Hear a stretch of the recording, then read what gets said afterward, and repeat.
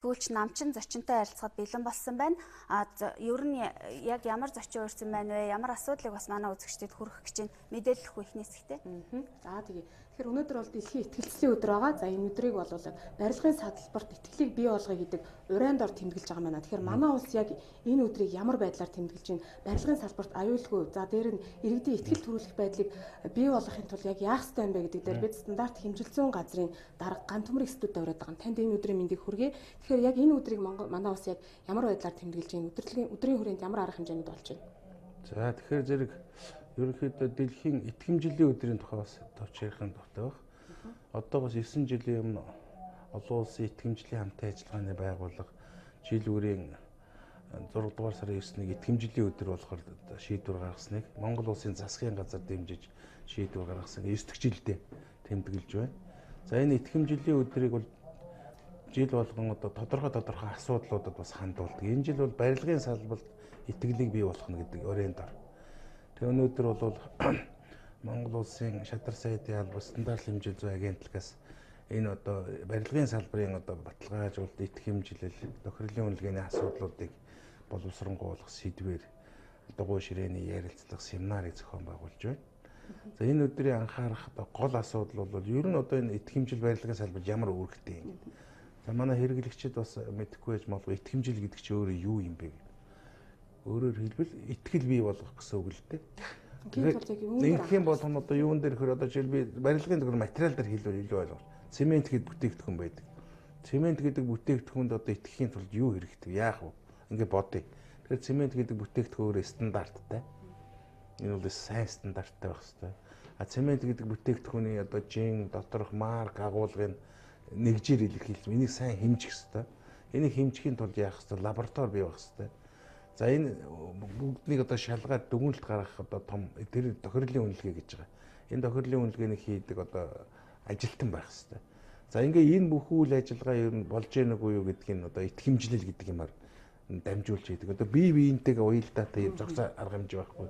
Ийм учраас бол одоо энийг өөрөөр хэлбэл итг хэмжлэл гэж хэлж байгаа. Тэгээ энэ хамгийн сүүлийн үгэн дээрээ тохиолдоод итг хэмжлэлд дамжуулж итгэлийг бий болгоно гэсэн.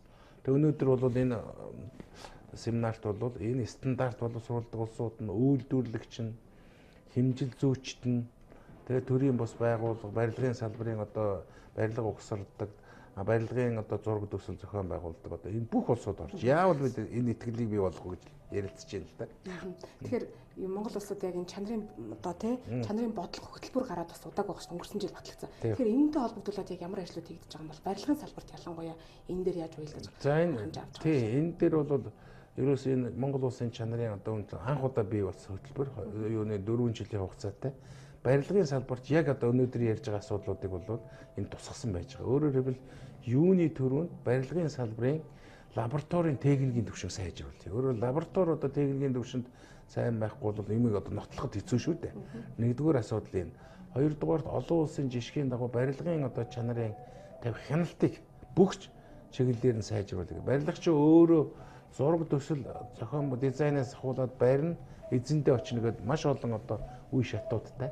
Энэ одоо бүх үе шатуудад нь байгаа хяналтыг олон улсын жишгт хүргэе гэж. Одоо ганцхан би жишээ хэлье. Одоо иргэн хүн би нэг лагерын байшингаа засуулдаг шүү дээ. Одоо энэ хаус маус гэдэг улсууд янз бүр юм. Би нэг тодорхой нэг хүний нэг хувийн компаниар засуулаад тэгээ одоогийн байдлаар бол улсууд ярьж засуулаад нэг сарын дараа ч юм уу тэр дээврээс нь усгоожод энэ гарант нь болох байлиг гэдэг баахан гомдол ярьдаг. Олон улсын жишгээр бол тий ийм одоо мэрэгжлийн байгууллагуудыг хяналтын байгууллагуудыг бий болгоод тэрийн чадахыг нь итг хэмжлэлээр дамжуулаад тэгээд тухайн тэр дорж юм уу дондгон тэр байгууллагатай харьцаад чи энийг үнэлгээ дүгнэлт гаргаж өгөөч гэд ингээд явдаг бүр чанарын хяналтын тогтолцоо юм. Одоо манайд бол байж байгаа тогтолцоо зөвхөн барилга байшингийг тэр бий болцсон хойно улсын комиссаас хүлээж авдаг бүх юмнууд нь ингээд төвлөрсөн. Тэгэхээр энийг одоо жишээлбэл одоо өнөөдрийн семинар дээр жишээл Гонконгийн жишгээр юм уян хатан мэрэгжлийн болгох гэх мэтлэнгийн маш олон асуудлуудыг хөндөж байна да. Тэгвэл одоо бас яг энэ чанар стандартыг бас яг олон улсын түвшинд хүрэх тал дээр нэлээд асуудал хөндөгдөж ярих жил. Тэгвэл үүнийг одоо хангахын тулд одоо хууль эрх зүй бас өөрчлөгдсөн байгаа. Тэ? Тэгэхээр зэрэг энэ дээр яаж одоо бас өөрчлөлт гарсан гол өөрчлөлтүүд нь яасан байгаа. Нэр томьёоны хувьд ч гэсэн бас арай өөрсөн баг шүү гэлээ. Тэгэхээр хуучин бол стандартчлал тохирлын үнэлгээний хууль гэж 2003 онд батлагдсан юм хууль бий. Тэгээд би сая хэллээ одоо олон улсын жишгээр бүх юм хувьсан өөрчлөгдөж шүү дээ. Тэгэхээр энэ стандартыг, энэ хяналт, шалгалт, лаборатори итгэмжил энэ бүх юмнуудыг одоо нэр томьёоны хувьд ч гэсэн процессын хувьд ч гэсэн өөрчлөлт оруулах шаардлагатай. Ингээд дөнгөж сая одоо 4-ний 7 хоног Монгол Улсын засгийн газраас энэ хуулийн шинжилсэн найралгүй стандартчлал техникийн зохицуул итгэмжлийн тухай хуулийг өөрчлөөд Монгол Улсын парламентаар хэлцэж батлуулахаар оруулж байна. Энэ үний одоо гүндсэн хоёр л би өөрчлөлтийг хэлмээр байна. Нэгдүгээрт ер нь одоо аюулгүй байдлын хяналтыг бол одоо чангалъя. Нэлээд одоо ялангуяа би энэ ярьж барилгын аюулгүй байдал. Ийм юм дээр хэмнүүдэ нэлээд чанган байлгая. Тэрнээс бусад одоо үйлдвэр аж ахуйн газар жишээлбэл одоо мебель гэр ахуй эдэлж гэдэг юм, оёдл ууц гэдэг юм. Энэ бүх юмыг бол техникийн төвшин сонголтын стандарт. Энэ бол заавалчгүй одоо бизнес эрхлэгчдийг заавал мөрдөхгүй энэ өрсөлдөөнд оруулах гэсэн. Ийм учраас хуучин заавал мөрдөх стандарт гэдэг одоо нийт стандартын нэг 50-д орчим хувь нь байдаг гэсэн. Энэ одоо чөлөөтэй өрсөлдөөнд орно гэсэн. Хоёрдугаар сая яаж байгаа итгэмжлийн байгууллага гэж байдаг. Энэний одоо статусыг хараад тус болгоё. Бие даасан болгоё. Энэ байгууллага бол өөрөө хэнээс ч хараад тус бүхэл нөгөө лаборатори, хяналт, тохирлын үнэлгээний бүх байгууллагуудын чадхыг тодорхойлдог учраас аль нэгэн байгууллагын одоо юунд байж болохгүй олон улсын жишгээр бие даасан байгууллага бий болгоё. Энийг хуульчилж өгөхөөр одоо орсон байна. Гол шинжилгээд маш олон шинжилгүүд бас маш олон шинжилгүүд гарна тийм. Тэгэхээр өнөөдөр бол барилгын салбарын за стандартчлал хэмжэлцээ одоо яг энэ бас яг энэ өдөртөө уялдаад бас олон албаны хүмүүс бол уулзж байгаа зөвлөж байгаа. Тэгэхээр эндээс гарах хамгийн гол үр дүн юу гэж та хүлээж байгаа бол ямар үр дүн гараасаа гэж харж байгаа бол. За ер нь бол энэ барилгын салбарын одоо энэ юун дээр энэ сонирхч гэж ярьдаг юм л да. Одоо өөрөөр хэлбэл 10-аад байгууллага шүү дээ. 200-аад улс орж байна. Нэгдүгээр би нүгдүүд бол мэдлэгийн үр дүн гаргасан. Энэ итгэмжлийн өдрөөр нь олон улсын стандарт энэ шинжилгээг олон улс төр нь яаж хэрэгжүүлж яах гэдэг олон улсын жишгийг бид солилцож байна. Тэгэхээр би сая хэлсэн чанарын мөрийн хөтөлбөр гарч байна. Хууль шинжилгэж байна. Энэ чиглэлүүдээр энэ олон байгууллага улсууд яаж өөрчлөх үү гэдэг дээр өөрснийхөө санал оноог нэгтгэхэд зөвлөмж гаргах гэж байгаа. Одоо энийг ингэж шинжилээ. Жишээлбэл одоо техникийн хяналтын байгууллагын анги, лаборатори анги, техникийн зохицуултыг шинээр боловсруулаач гэдэг юм уу. Энэ бүх санаагаа нэгтгэхэд зөвлөмж гаргаад энэ зөвлөмжийг бол мэдээж хэрэг төр засгийн байгууллагад бас уламжлална. Тэгээд энэ зөвлөмж гэдэг чинь бодлогоо нэгтгэж гин ойлголтоо нэгтгэж гин гэсэн. Ийм л ач холбогдол. За тэгвэл хууль эрх зүйн хүрээнд өөрчлөлт гарч байна. За төрийн болон хувийн хөгжлийн байгууллагууд яг энэ дээр мэрэгжлийн зүгээс яаж анхаарах вэ гэдэг. Тэгвэл иргэд яг юун дээр анхаарах хэвээр. Иргэд энэ аюулгүй байдал, ялангуяа энэ барилгын аюулгүй байдал дээр өөрсдөө ямар зүйлийг анхаарах хэвээр. Өөрсдөө юуг мэдчих хэвээр. За энэ бол нөгөө хэрэглэгч хаан шүү дээ. Одоо иргэдэд бол би юу гэж хэлэх гэж байна вөхөр. Ер нь өөрснөө одоо хэрэглэгчийн иргэд өөрийнхөө хэрэглэгчүүд хэрэглэгчийн хэсгээс одоо энэ бүхэл энэ асуудлыг одоо мэдээлэлтэй одоо алангуяа их танилцаж тэднийг одоо хяналтаа өөрөөр хэлбэл би барилгын одоо үйлдвэрлэл хэрэглэж байгаа хүнийг зах дээр очиж юмаа сайжруулах бол тэр бүтээгдэхүүн чинь чанартай юу, баталгаатай юу, тэмдэгтэй юу гэдгээс ахуулаад мэдлэгийнхээ асуудлыг дээшлүүлмээр байна. Хоёрдугаарт иргэдийн бас нэг хүлээж байгаа асуудал бол энэ төрийн байгууллага, энэ хяналтын байгууллагуудаар үйлчилж байгаа үйлчилгээнд тавих хяналт тэр одоо бүх шаардлага өндөржүүлмээр байна. Ийм учраас өнөөдөр бас энэ асуудлыг хүндсэн л дөө маш олон хэрэглэгчийн байгууллага маань маш олон юунууд байна. Энийг бол нэг цонхонд оруулъя. Иргэдийн хүсэлтийг авч иргэдийн энэ одоо хүсэлтэд чиглэсэн одоо үйлчлэгийг бий болгоё. Төрийн үйлчлэгийг. Тэгэхээр зэрэг стандарт, итгэмжил, лаборатори гэсэн ийм системүүдийг бий болгоё гэж байгаа. Жишээл ганц стандартыг хэлье. Монгол улс бол 6000 гаруй стандарт мөрдөж байна. Тэндээс барилгын одоо өнөөдрийн салбар 600 гаруй.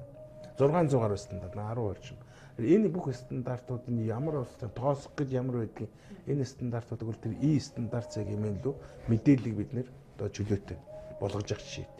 Энэ чиглэлээрээ бол одоо ямар лабораториудаар энэ барилгын шинжилгээ хийдгийг, яадгийг энэ тэр одоо бүх юмнуудыг одоо орчин үеийн яриад бол онлайн энэ бүх мэдээлэл ил тод болгоё гэсэн.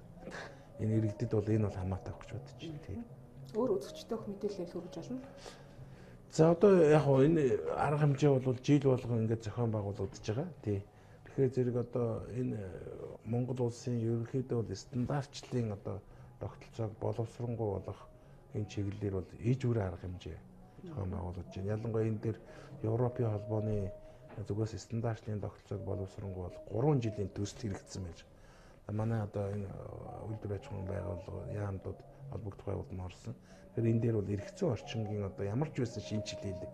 Эрх зүйн орчин бол шинжлэгдснээр бас тийм амарх юм явахгүй. Энэ шинжилгээд манай иргэд, манай ялангуяа бизнес эрхлэгчид, бизнес эднэрийн одоо идэвхтэй. Ийм учраас одоо та бүгд энэ чиглэлээр ялангуяа засгийн газрын тохируулах шагналыг стандарт хэмжил зүүн газартай бүх төрлөөр дэглэгээ хорооны чиглэлээр ямар стандартад ямар санал оноо байна уу гэх мэдгч юм уу бүх чиглэлээр одоо идэвхтэй ажиллая л гэж хэлэх гэж байна тийм. Энэ чиглэлийн одоо бүх мэдээллийг бид авах хариу өгөхөд бэлэн байна л гэж.